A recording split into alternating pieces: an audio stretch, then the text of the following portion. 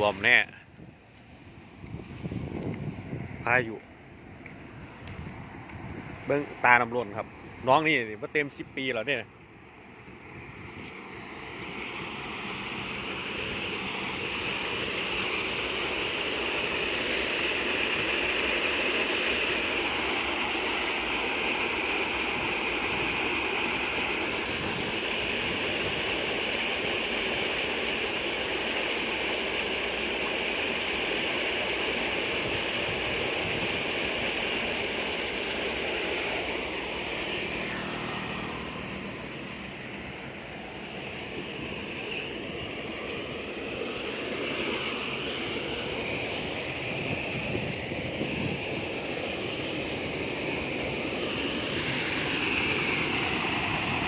เบิ้งครับ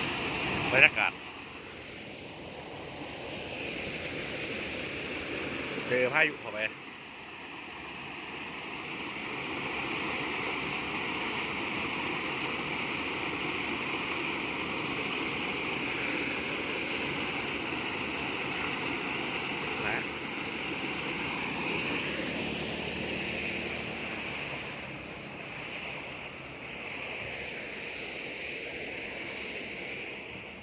เดี๋ยวมาเบิ้งหน้าหยอดนะครับ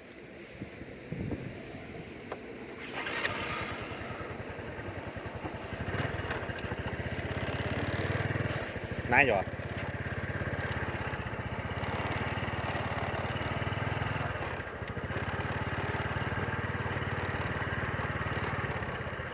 อันนี้หน้าหยอดนะครับ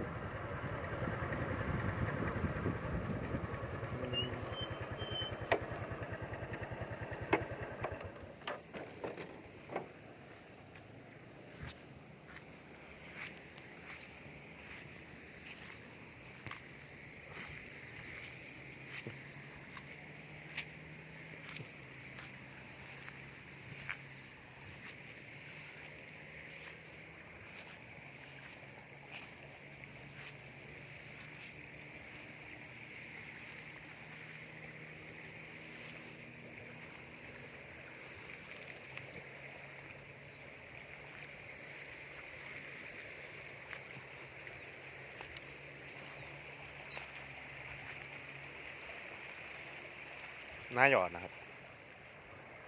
เบิ้งบรรยากาศ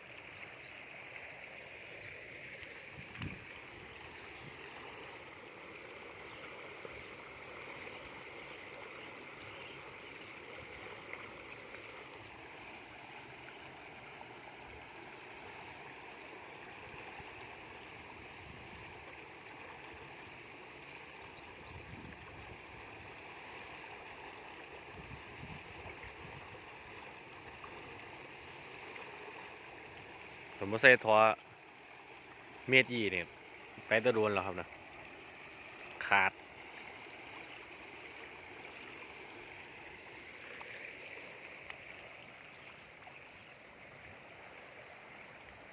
หน้าหยอดก็